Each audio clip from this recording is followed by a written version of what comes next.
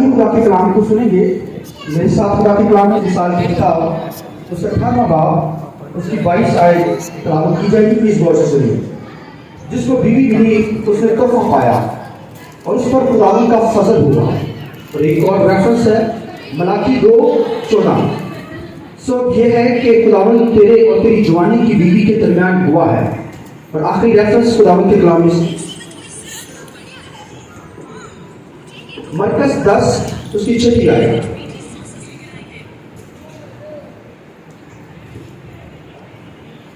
لیکن خلقت کی شروع سے اس نے انہیں مرد اور عورت بنایا ہے. اس لیے مرد اپنے باپ سے اور اپنی ماں سے جدا ہو کر اپنی بیوی کے ساتھ رہے گا اور وہ اور اس کی بیوی دونوں ایک جسم ہوں گے. بس وہ دو آدمی جدا نہ کرے. خداوند کے پاک کلام کے پڑھے سنے جانے پر خداوند کی برکت. میں بولے آمین. تو ابھی میرا جو آج کا سبجیکٹ ہے جس کو بیوی ملی اس نے تحفہ پایا اور اس پر خداوند کا کیا ہوا فضل. اس رشتے کے تعلق سے جو بتاتا ہے ہمیں خداوند کے کلام لکھا ہے خلقت کے شروع میں لکھا ہے خدا نے ان کو مرد اور عورت بنایا. اور بائبل کے اندر لکھا ہے کہ جب خدا نے زمین آسمان کو بنایا تو پھر آدم کو جب اس نے بنایا تو لکھا ہے کہ ہر چیز کا جوڑا بنایا گیا. اور لکھا ہے آدم اکیلا تھا اور خدا نے دیکھا کہ آدم اکیلا ہے اس کے اکیلا رہنا اچھا نہیں. لکھا آدم نے خواہش نہیں کی بیوی کی. آدم نے کوئی ڈیزائر نہیں کی کہ خدا مجھے بیوی دے. خدا کے کلام میں لکھا ہے خدا نے اسے دیکھا کہ وہ تنہا ہے اکیلا ہے. تمام جانوروں کے جوڑے ہیں مگر آدم اکیلا ہے. تو لکھا ہے اس کا اکیلا رہنا اچھا نہیں. لکھا ہے اس پر نیند بھیجی اور لکھا اس کی پسلیوں میں سے ایک پسلی لے کر لکھا ہوا بنائی. اور لکھا ہے ہوا بنا کر آدم کے پاس لایا تو آدم نے کہا یہ تو میری ہڈیوں میں سے ہڈی اور میرے گوشت میں سے گوشت ہے. تو آدم نے کہا یہ نر سے نکالی گئی ہے اس لیے ناری کہلائے گی. آمین. تو لہذا کہنے کا مقصد ہے کہ خدا جو ہے رشتوں کو بناتا ہے. یہ خدا کی طرف سے تھا آدم اور ہوا کا جڑنا. اسی طرح آج سمر اور صوفیہ کا جڑنا بھی خداوند کی طرف سے ہے. خداوند کے کلام میں لکھا ہے کوئی اپنی جوانی کی بیوی کی حقارت کرنے نہ پائے کیونکہ لکھا ہے جب جوڑا گیا ہے تو دونوں کے درمیان خدا ہوا ہے. آمین. کوئی انسان ہوا نہیں ہوتا. آج ہوا تو ڈالے جاتے ہیں کاغذی کاروائی میں مگر خدا کے بارے میں لکھا ہے خدا کے کلام میں لکھا ہے خدا ہوا ہوتا ہے. لہذا کوئی اپنی جوانی کی بیوی کی حقارت کرنے نہ پائے کیونکہ خدا نے جوڑا ہے. اسے کوئی انسان جدا کرنے کی کوشش نہ کرے. نہ جدا کرنے کی کوشش کرے نہ کوئی جدا ہو اپنی بیوی سے. لہذا خداوند کے کلام کے اندر لکھا ہے سبب یہ ہے کہ خدا کا نسل پیدا ہو. شادی یہ بندھن جو ہے نکاح کا یہ شادی کا جو بندھن ہے وجہ یہ ہے سبب یہ ہے کہ انسان کیا ہو خدا کا نسل پیدا ہو. یعنی اس سے جو نسل پیدا ہو وہ خدا دار ہو یعنی خدا کی خدمت کرنے والی ہو. آمین.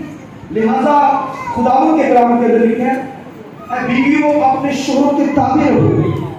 لکھا ہے بیویاں اپنے شوہر سے کیا کریں ڈرتی رہیں. یہ بائبل میں لکھا ہے. اور لکھا ہے خاوند کے بارے میں لکھا ہے شوہر کے بارے میں لکھا ہے وہ اپنی بیوی کو یعنی اس قدر محبت کرے کہ اسے نازک ظروف جان کر اس کی عزت کرے. یعنی نازک ظروف سے مراد یہ ہے کہ جیسے ایک شیشے کا گلاس ہوتا ہے اسے تھوڑی سی ٹھوکر لگے تو ٹوٹ جاتا ہے. تو بیوی سے بھی اس قدر محبت رکھے کہ اسے نازک ظروف جان کر آمین اس کی کیا کرے عزت کرے. اور بیوی کیا کرے خاوند سے ڈرتی رہے. تو آج کی دنیا کے اندر تو الٹ ہو رہا ہے. بیویاں ڈرتی ہی ہیں ہمیں نظر آتی ہیں مگر یہ رشتہ جو ہے خداوند کی طرف سے ہے. اس لیے بائبل میں لکھا ہے کہ بیوی جو ہے وہ خاوند سے ڈرے اس سے ڈر مانے. اگر آپ سارہ کو دیکھیں ابراہیم کی بیوی سارہ لکھا ہے وہ اپنے ابراہیم کو اپنے خاوند کو کیا کہتی تھی خدا کہتی تھی یعنی اس کی آنر عزت کرتی تھی. بائبل کے اندر آپ جتنے بھی جوڑے دیکھیں انہوں نے لکھا کسی نے کسی کو نہیں چھوڑا. خدا رشتوں کو بناتا ہے. اس نے آدم ہوا کو بنایا اور آج سمر اور صوفیہ کو وہ ملا رہا ہے ایک کر رہا ہے کیونکہ شادی بینڈنگ یعنی اس کا مطلب ہی ہے جوڑنا یعنی دو کو جوڑنا.